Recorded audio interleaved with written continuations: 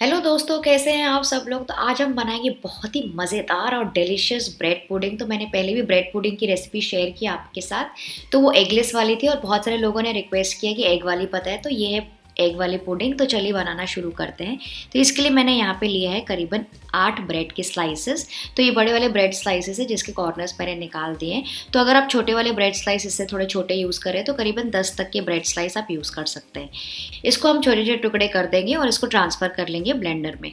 तो अगर आपकी मिक्सी अगर छोटी है तो आप इसे 2 बैचेस में पीस सकते हैं और इसको हम ब्लेंड कर लेंगे, मतलब इसका थोड़ा सा चूरा बना लेंगे।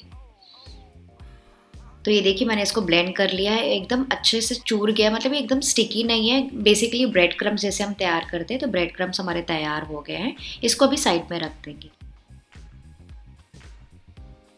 नेक्स्ट एक बोल में मैं ले रही हूँ 2 अंडे और इन दोनों अंडों को थोड़ा सा विस्क कर लेंगे। तो थोड़ी देर विस्क कर लीजिए ताकि अंडे अच्छे से एकदम फ्लफ़ी हो जाएं, थोड़े से अच्छे से बीट हो जाएं। तो एग्स को बीट करने के बाद मैं इसमें डाल रही हूँ आधा कप पाउडर्ड शुगर। आप चाहें तो थोड़ा और भी डाल सकते हैं। अगर आपको थोड़ा ज़्यादा मीठा पसंद है तो इसे भी मिक्स कर लेंगे थोड़ी देर के लिए, जब तक कि अच्छे से शुगर डिज़ोल्व नहीं हो जाए अंडों के साथ। तो इसे अच्छे से मैंने मिक्स कर लिया और अब फ्लेवरिंग के लिए इसमें हम डाल देंगे 1 टीस्पून वनीला एसेंस। आप चाहें तो यहाँ पे इलायची का पाउडर भी यूज़ कर सकते हैं। इसे भी अच्छे से मिक्स कर लेंगे थोड़ी देर के लिए। नेक्स्ट मैं इसमें डालूंगी दूध।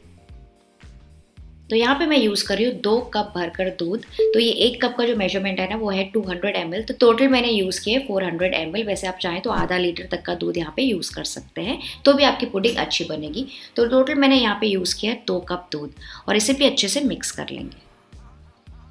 तो सारी चीज़ें एकदम अच्छे से ब्लेंड कर लीजिए विस्क के साथ।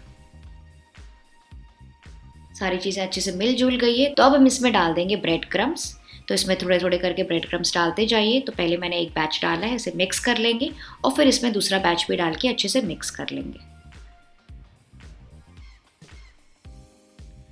तो ये देखिए पूरा ब्रेड मैंने डाल दिया, अच्छे से मिक्स हो गया। तो हमारा पुडिंग का पेस्ट तैयार हो गया। इसे हम साइड में रख देंगे करीबन 5 से 10 मिनट के लिए। तब तक हम बाकी की तैयारी कर लेते हैं।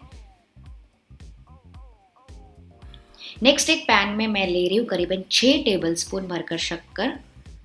तो ये 1/4 कप से थोड़ी सी ज़्यादा शक्कर है, मतलब 6 टेबल स्पून। और इसको हम मेल्ट करेंगे, मतलब इसका हमको कैरमल बनाना है। तो इसको लो फ्लेम पे ही हम कैरमल बनाएंगे। इसके ऊपर मैं डाल रही हूँ 1 टेबल स्पून पानी ताकि शक्कर जले ना जल्दी से। और अब इन दोनों चीज़ों को मिक्स करके अच्छा सा कैरमल तैयार करेंगे। तो इसको हम पिघलने देंगे लो फ्लेम पर ही। गैस का फ्लेम बिल्कुल भी हाई नहीं करना है वरना आपकी शक्कर जल जाएगी।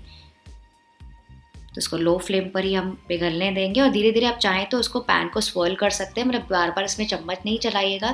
थोड़ा सा पैन को ऐसे स्वर्ल कर लीजिए और फिर धीरे धीरे आप देखेंगे कि शक्कर पूरी तरीके से घुल गई है। और जैसे ही शक्कर पूरी घुल जाती है उसके बाद उसको ऐसा कैरामल कलर आने में समय नहीं लगता है। तो धीरे धीरे आप देखेंगे कि इसका कलर थोड़ा सा डार्क होने लगा है, पर हमको थोड़ा सा और डार्क कलर चाहिए कैरामल का, परफेक्ट कैरामल कलर के लिए। तो इसको ऐसे स्वर्ल करते जाइए। आप देखेंगे कितना अच्छा सा कलर गहरा होते जा रहा है, एकदम गोल्डनिश ब्राउनिश कलर आ रहा है। बिल्कुल ऐसे ही कैरामल हमें चाहिए। तो मैं आपको लास्ट स्टेज में दिखाती हूँ। ये देखिए एकदम परफेक्ट गोल्डन ब्राउन कैरमल, एकदम एम्बर कलर का कैरमल तैयार हो गया है। तो इस वक्त गैस का फ्लेम ऑफ कर देंगे वरना ये बहुत ज़्यादा डार्क हो जाएगा। तो इसको मैं ट्रांसफ़र कर दूँगी केक टिन में। तो यहाँ पे मेरे पास 6 इंच का केक टिन है, उसमें मैं ट्रांसफ़र कर रही हूँ। और इसको थोड़ा सा ऐसे रोटेट कर लेंगे और स्वर्ल कर लेंगे ताकि चारों तरफ से अच्छे से कैरमल सेट हो जाए, मतलब बराबर आ जाए चारों तरफ। तो इसको ऐसे से घुमाते हुए जाइए। आप देखेंगे जल्दी ही कैरमल सेट हो जाता है। तो काफ़ी गर्म लग रहा है इस वक्त, तो मैं इसको ऐसे नैपकिन से हैंडल कर रही हूँ। चारों तरफ इसको अच्छे से फैला लीजिए और इसको साइड में रख दीजिए। और चलिए अपनी पुडिंग भी चेक कर लेते हैं। पुडिंग भी थोड़ी सी सेट हो गई है, तो इसमें थोड़ा सा विस्क चला लेंगे। और कैरमल भी अभी सेट ही हो गया, 5 मिनट में सेट हो जाता है। और इस पुडिंग के मिक्सचर को हम ट्रांसफ़र कर लेंगे कैरमल के ऊपर। तो पूरा मिक्सचर अच्छे से डाल दीजिए। ये देखिए ये हमारा केक टिन रेडी हो गया है। अब इस केक टिन को हम स्टीम करेंगे। तो स्टीम करने से पहले इसको मैं कवर कर लूँगी अच्छे से टाइटली इस एल्यूमिनियम रैप के साथ, ताकि जो ऊपर की स्टीम हो ना, जो भाप जब हम करते हैं स्टीम, वो उसका जो पानी है वो इसके ऊपर गिरे ना। तो इसको अच्छे से पैक कर लीजिए और फिर इसके बाद इसके ऊपर पे ऐसे चाकू से थोड़े थोड़े दूरी पे ऐसे थोड़े से होल्स बना लीजिए ताकि इसमें से स्टीम एस्केप हो सके, मतलब स्टीम निकल सके।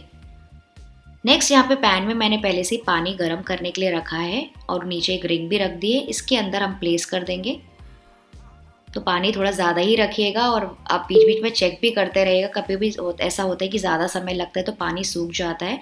तो इस पैन में हम रख देंगे और इसको लिड से कवर करके पकाएंगे लो मीडियम फ्लेम पर करीबन 35 से 40 मिनट के लिए, depending on the size of your mould. कभी कभी थोड़ा ज़्यादा समय लग जाता है, कभी कभी थोड़ा जल्दी पक जाता है। अगर आप मीडियम फ्लेम पे पकाएंगे ना, नॉर्मली जैसे आप इडली पकाते हैं, तो थोड़ा जल्दी भी पक जाएगी। लेकिन लो मीडियम के बीच में मैं रख रही हूँ फ्लेम, करीबन 35 से 40 मिनट इसको लग जाते हैं। तो मेरी घड़ी के हिसाब से एग्जैक्ट 42 करीबन मिनट्स हो गए हैं। तो मैं अभी लेड हटाकर चेक करती हूँ और ये फॉइल भी हटाकर चेक करते हैं। मुझे ऐसा लग रहा है कि अच्छे से सेट हो गई है और मुझे बीच में पानी डालने की ज़रूरत पड़ी। थोड़ा सा मैंने जब चेक किया ना पानी सूख रहा था, तो मैंने आधा ग्लास पानी डाल दिया नीचे स्टीमिंग के लिए। और अब इसमें नाइफ़ डाल के चेक करते हैं। ये देखिए थोड़ी सी सेट लग रही है, नाइफ़ डाल के भी चेक कीजिए। अगर ये क्लीन निकल रही है, इसका मतलब पुडिंग आपकी सेट हो गई। अगर वो गीली निकलेगी ना, तो उसको थोड़ी देर और आप ढक के पका सकते हैं, 4-5 और मिनट के लिए। देखिए ऊपर से भी काफ़ी सेट लग रही है और इसके जो साइड्स है ना, जो कॉर्नर्स जो साइड्स है वो भी थोड़े से छूट गए हैं। इसका मतलब ये अच्छे से कुक हो गई है। ये देखिए चारों तरफ से मैं आपको दिखाती हूँ। तो बस इसको निकाल देंगे और इसको ठंडा होने देंगे अच्छे से और उसके बाद इसको हम फ्रिज में रखेंगे। तो इसको किचन प्लेटफॉर्म के ऊपर निकाल दीजिए और अच्छे से इसको थोड़ा सा कूल डाउन होने दीजिए, रूम टेम्परेचर पे आने दीजिए। फिर हम इसको फ्रिज में सेट करने के लिए रखेंगे करीबन 3 से 4 घंटों के लिए। तो मैंने मेरी पुडिंग को फ्रिज में रखा था 4 घंटों के लिए, क्योंकि मेरे पास काफ़ी वक्त था, तो मैंने 4 घंटों के लिए रख दिया। देखिए काफ़ी सेट हो गई है, पहले से भी ज़्यादा सेट हो गई है। अब एक चाकू लेंगे और इसके चारों तरफ घुमा लेंगे ताकि थोड़ी सी लूजन अप हो जाए मोल्ड से। ये देखिए थोड़ा थोड़ा उसका कैरामल भी बाहर निकल रहा है जब मैं चाकू घुमा रही हूँ तो। और फिर इसको अपसाइड डाउन निकाल देंगे एक प्लेट में और ऊपर से हल्का सा ऐसे टैप टैप कर लेंगे। मुझे हल्की सी आवाज़ आई उसके निकलने के नीचे, मतलब कैरामल कस्टर्ड नीचे निकल गया है। और इसको अब निकाल देंगे धीरे से। सुपर, कितना आसानी से हमारा कैरामल कस्टर्ड बाहर आ गया। ये देखिए कितना बढ़िया कलर भी आया, एकदम येलोइश गोल्डन ब्राउन नीचे और एकदम गोल्डन एम्बर कलर ऊपर। कैरामल परफेक्ट है। और जितना भी कैरामल आपके पास बचा है ना आपके टिन में, वो आप वापस इसमें पोर कर सकते हैं। ये देखिए मैं आपको चारों तरफ से दिखाती हूँ, एकदम बराबर शेप आया है और कलर भी काफ़ी अच्छा है। तो चलिए कट करके भी देखते हैं।